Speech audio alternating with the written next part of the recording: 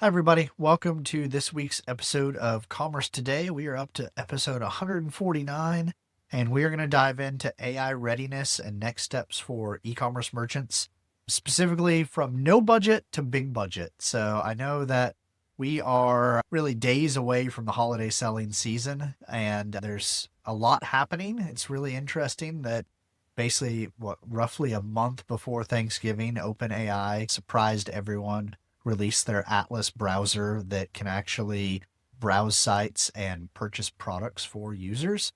Not a lot of time to prepare for that. Not a lot of money in a lot of cases. Budgets are probably already spent for the year, but I actually want to give you some very practical things you can do, even if your budget's spent, even if you have very little time left, to make the most of AI and these new AI agents going into the holiday season and set you up for a successful 2026. All of this is direct, actionable things you can do today. As always, staying true to the name of the podcast, Commerce Today. This is not about things that you don't need to think about for another 2 or 3 years. And I think a lot of y'all have been surprised by AI and by how quickly it's changed. It was really this summer when I started saying, even though I've been using ChatGPT and services like that for over 2 years, almost 3 years, this summer with the breakthroughs around Claude Code and how fast that LLM was evolving, I started saying, hey, this is changing faster than any of us expect. That pace of change has only increased. So let's dive right into what you need to be doing. So let's say you have no budget. Very first thing I would do is get your data in order. And actually, whether you have budget or not, getting your data in order is the very first thing you should do. Audit your product data. Make sure that the basics as far as product names are accurate, specs are accurate, pricing, availability, images. If you go back a couple of episodes, you'll see where I actually used 3 different agentic AI browsers to purchase the best noise canceling headphones under $200. The interesting thing is 2 of them recommended the same noise canceling headphones as the best. The third browser recommended a different set of headphones. And in every case, I was surprised by where it recommended I buy them, what site it went to purchase them. And a lot of that came down to the product data and having the product data that matched what reviewers were writing in their reviews online that it used for its source data. Also, normalize your product attributes. If you have really complicated, hard to follow product pages with lots of variants and it's just a mess, especially those of you that haven't done a really good product data cleanup in a long time or ever, you may have duplicate product pages where there's a product page for the individual SKU, there's a product page for this parent SKU, all the variant SKUs. Clean that up. AI has a hard enough time driving these browsers to complete purchases on e-commerce sites. Don't make it any harder than necessary. Also, you should hopefully already have JSON LD. That is the standard for embedding specific code into your product pages so that you get those Google rich snippets and rich product snippets on other websites. Make sure that you have that. There's a version for products, a version for facts, a version for local business information. The AI agents are using that in addition to how Google is already using that. So typically adding that is a very simple low lift item that one of your front end developers should be able to implement pretty quickly. After you do that, run the Google rich results test to test those snippets, make sure they're working and fix any errors or warnings. Also, just make sure you're visible to AI. And again, this is if you have no budget at all. Make sure you are pushing a clean feed to Google Merchant Center. Your e-commerce platform should have a way for you to generate a product feed. That is table stakes these days. So make sure you have that turned on. Make sure you set up that free account with Google and that you are sending those listings to Google Merchant Center. There's actually a way to also link to product feeds in files like your robots.txt file, and OpenAI and other AI agents will find that and use that to crawl your site and to learn more about your products. Also, make sure your marketplace listings are accurate. In that test I did in that episode a couple of weeks ago, some of the headphones weren't showing up on Amazon. It was actually telling me to buy them from Best Buy. And as I later dug into that, it's because the marketplace listing for those headphones on Amazon didn't have the right model information. So the AI and ChatGPT couldn't figure out, okay, these actually are the headphones that he's looking for. So make sure those marketplace listings are accurate. Also, OpenAI and others do have some wait lists out there for the different services that they're launching around agentic shopping. Sign up. All those are free wait lists to get on. You don't have to commit to actually implementing it. You're just saving your spot on the list. So I would recommend, even if you have no budget for it right now, sign up to save your spot. Also, make sure while you're there doing that, make sure you haven't opted out anywhere. I remember a year or 18 months ago, when people weren't sure about this chat GPT thing, there were actually a lot of merchants that were going and saying, no, I do not give you permission to use any of the information on my website. They were worried that their content was going to be stolen, was going to be used by others, etc. Well, that also means now OpenAI can't send people to your website to buy your products. So you may want to reconsider that.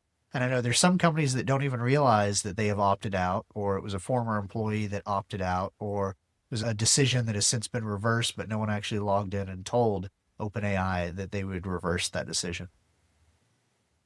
Next up, if you have no to low budget, run page speed insights and other Google tests for your site's performance, and just look for the basic low-hanging fruit.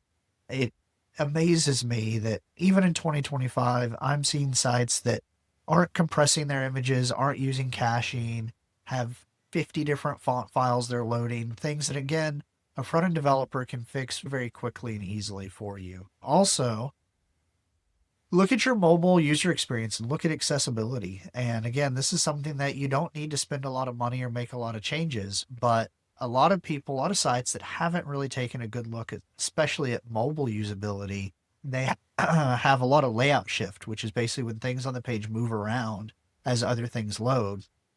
Or they'll have a lot of tap targets that are really close together. And this may not have been a big issue before, but as I've been testing OpenAI Atlas and the other AI browsers, these browsers actually, they operate like a user with poor vision. They have a hard time finding exactly where to click. Back in that episode where I did the live tests, it actually found OpenAI's Atlas browser found a rebar supplier that could provide a literal 1 ton shipment of rebar within a week to a job site in Plano, Texas for me, which was our hypothetical test case, but it couldn't get a shipping quote. And it actually told me, oh, they don't provide shipping quotes. I went and looked at the website. It was a standard Shopify website. It provided shipping quotes. What happened was the theme that was being used on the website, it was really hard to click the button to get a shipping quote. So OpenAI just gave up and said, oh, they just must not provide shipping quotes. So super important to get your mobile usability and accessibility nailed down, and then to look even at desktop. Was talking with another e-commerce aficionado yesterday, and we were talking about how it's almost like you need 4 different viewports or users that you're designing for. Typically, in responsive design, mobile first design, we design for mobile, we'll design for tablet, and we'll design for desktop. Now you also need to design for AI. And what I mean by that is these AI browsers typically are running like a desktop browser, but their capabilities and their vision capabilities especially is more on the mobile user level. So you almost need a desktop viewport specific for those AI user agents that you then just make it a little bit easier. You simplify the site. You make it easier to find and click on those key buttons. Another free thing on the performance side, or almost the usability side, especially for agents, is check your robots.txt file, check your sitemaps files, make sure they're clean. Make sure you haven't accidentally blocked robots from looking at product feeds. Again, a few years back, 5, 6, 7 years, there were people that were blocking feeds from being crawled by anything but Google, because they didn't want competitors getting their product data. But depending on how you have that set up, now that means that the AI agents can't get your product data, which means they will recommend your competitors instead of. So again, this shouldn't cost you really any money to have somebody go in and review those on your team. Also, there are free versions of these LLMs. You can go to chatgpt.com and you can use it for free. So even if you don't have the budget for a ChatGPT subscription, definitely consider using ChatGPT to tighten up your product copy, to improve your facts, to look at maybe writing some comparisons between different products or between you and your competitors. One really interesting thing I've seen people do is if you use a review service or review system where you can download a file of all your reviews, grab that, feed it into ChatGPT, and say, hey, summarize this for me. And it can actually then create pros and cons and other product data that you can add to your product pages that come straight out of your users' reviews. So you get some really good firsthand user information to put back into the product pages that way. Make sure you do have a standardized brand tone, and you're using that tone, whether a human is writing the content or an AI is writing the content, because agents will get confused very quickly if your tone is jumping all over the place. They want to know that the content they're reading really does come from your brand and come from your site. Also, doesn't take any budget to start encouraging your team to become familiar with AI. So encourage them to, even if it's just a tiny little micro use, one little thing to do on chatgpt.com each day, encourage them to do that. But also really encourage using it to create drafts, using it to brainstorm. I've seen some brands do some really cool stuff around brainstorming updated facts with ChatGPT. And the interesting thing is those updated facts, then once they were live, started driving more traffic from ChatGPT from users that had those exact questions. Also, ask AI about your brand. Hopefully all of y'all have already done this, but again, go to ChatGPT. You don't even have to log in, use the free account and say, what do you know about insert name of your brand? Or before you do that, what I really like to encourage is do a search where you don't tell it your brand name. So describe the product that you sell and ask it who the top 3 or top 5 websites it would recommend that you purchase that product from. See if you're on that list. If you're not on that list, ask it why you're not on that list, and then start exploring what it knows about you. Then you can go through and actually use that to say, okay, what information do we need to add to our website, to other websites, to correct whatever ChatGPT might have wrong that led to it not recommending us and our products first. Also, make sure you have solid policies on your site. So privacy policies, returns, shipping. Again, you don't want OpenAI's Atlas browser to just maybe say, oh, they don't offer returns just because it couldn't find your returns page. LLMs lie. They're not doing it on purpose. I know we like to call them hallucinations, but realistically, they're lies. In my case, you can go back and watch that episode a couple weeks ago. You can see in the video where very clearly it's possible to get a shipping quote on this website, but still the LLM tells me they don't offer shipping quotes. One of the ways to solve that is to have policy pages where you spell out things like you can get a quote for shipping before you place an order and how you do that. Having that information will lead the LLM to challenge its own thinking and to try again and actually get that shipping quote. Overall, you're looking to basically clean up your data, clean up the experience on your site, and make things better really for both users and these AI browsers. Now, if you have a medium-sized budget and a little bit more time maybe allocated from your team, I would look at implementing either an AI support chatbot or like a quiz product finder chatbot, especially right now in the holiday season. I would not try to do like the be-all, end-all, can handle anything and everything a user might need type of chatbot. I would look at what is maybe the biggest thing that stops users from purchasing from you. Can you design a chatbot to help with that? So maybe you have a product that people aren't sure about their size, and you could set up a chatbot that uses your internal knowledge base, it uses your internal conversations, your product data, and really is trained on helping people find the right size. You could also, last week we talked about agentic checkout. So with a medium-sized budget, depending on what platform you're on, you could implement the ACP or AP2 agentic checkout protocols, and you could actually have a way that people can purchase directly through ChatGPT or through other AI agents from you and your website. If you're not ready to go full force into that, at least make sure you're building out that product feed and the basic checkout endpoints that are going to be needed for that, especially if you're using the Stripe merchant processor. And then there's some pretty easy ways to get a basic pilot going with that. Also look at your search and recommendation systems. Make sure it has some sort of conversational filtering. If anything, one thing I've seen people do is go through your reports of what your most common searches are, especially look at top searches and look at searches that have no results, and feed all of that into something like ChatGPT and ask it to help you re-rank products or enrich products to get the right product showing in those search results. Also start working on exposing a search API for future agent use as these agent protocols are evolving. Having an API for them to search your product catalog for so they're not having to try to click around on your site is really going to help. Also, with a mid-sized budget, I feel like you absolutely ought to be cranking out just content at scale, even with a small team. It's interesting, there's a Boston Consulting Group report that came out this week that said that at the enterprise level, they have now measured and documented across hundreds of companies a 50% increase in productivity by using AI agents. I'm not saying go out there and double the workload on all your content team. Sorry, content team. I'm not trying to give you all more work. But I will say, make sure that you have the right tools.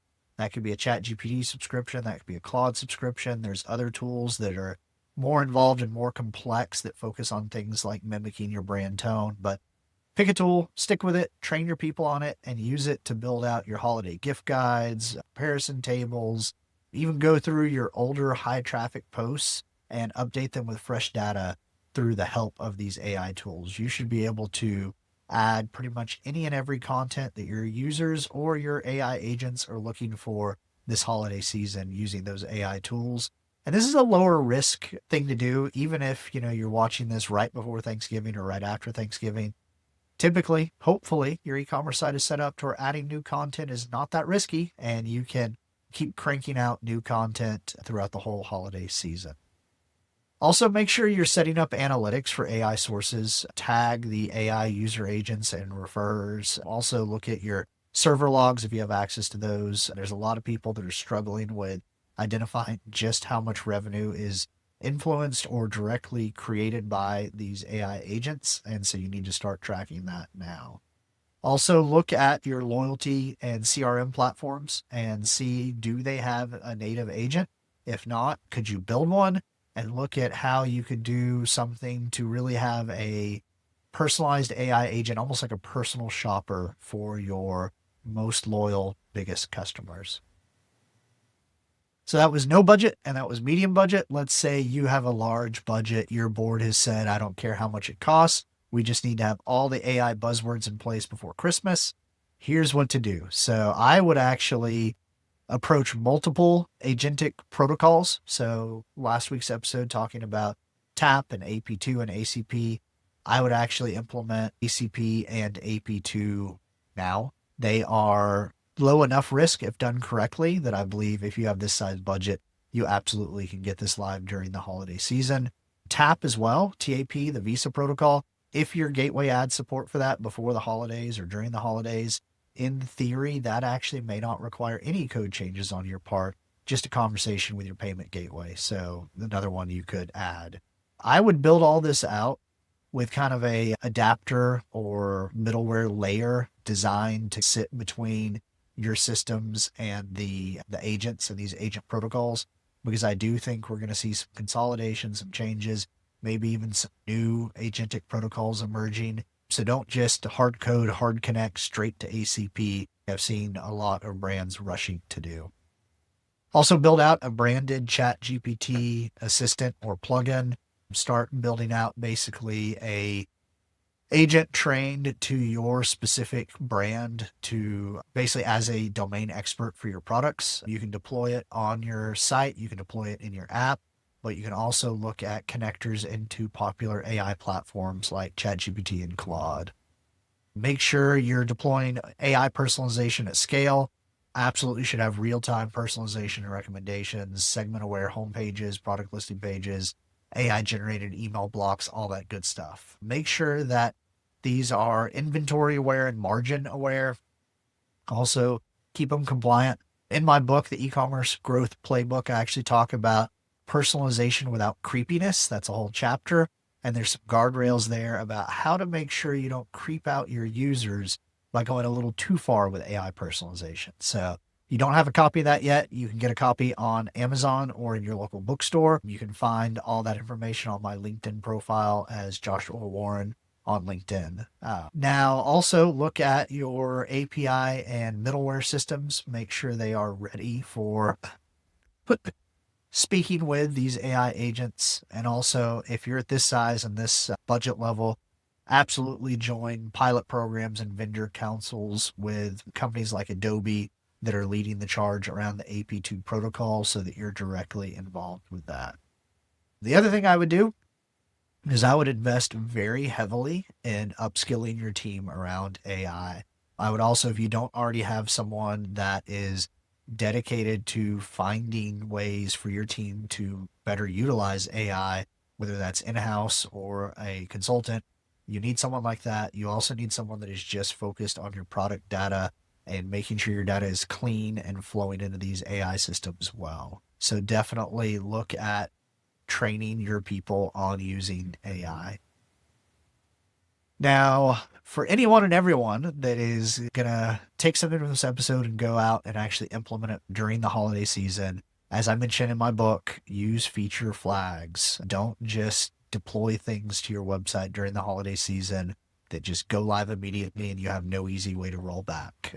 This isn't an episode on feature flags. We have one from way back in the early days of Commerce Today. And as I mentioned, it's also in the book, but make sure you're using something like feature flags to keep these deployments safe. Also, make sure if you do deploy an AI chatbot, don't deploy it on Black Friday. Deploy it before or after that, and deploy it at a time where you have team members available to monitor it when it goes live and to handle any escalation. And then just also the usual, make sure you have people monitoring your out of stocks, any sort of coupon abuse, any site glitches, all the usual holiday readiness. And then on a platform specific level, if you're using Shopify, make sure that your product feeds, your product data is solid, your product feeds are good.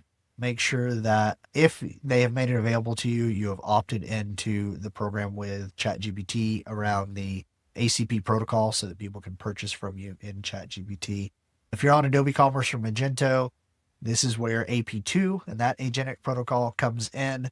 Keep your eyes and ears open for native platform support for that. Turn it on as soon as it's available. Also, make sure there's so many Adobe Commerce users out there that actually get Adobe's Live Search and Sensei machine learning recommendation system as part of their Adobe Commerce contract, but they don't use it. So make sure you're using that.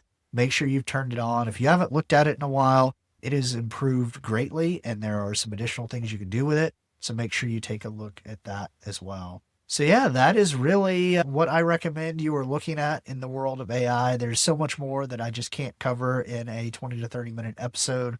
So definitely reach out to me if you have questions. You can schedule a free 30-minute e-commerce brainstorming or strategy session with me through my LinkedIn profile. Overall, though, get your data cleaned up. Make sure you have a solid site, an accessible site, an easy to use site, and start running some of these pilots and tests. And reach out to me and let me know how it goes. Let me know what you try and what you find. This is an area of e-commerce that is emerging rapidly, is changing daily. I keep mentioning that OpenAI's Atlas browser blows me away in the fact that they deploy new features of that browser multiple times a day. I'm getting the pop-up to update that browser, I feel like, constantly. It actually just popped up as I'm saying this. Definitely stay on top of this. It's an exciting time. There's a lot of opportunity around this, and would love to chat with you and hear how it's going for you. Thanks, and I'll see y'all next week for an episode of Commerce Today that actually isn't about AI. I know that sounds crazy, but a few other fun things I want to talk to y'all about. And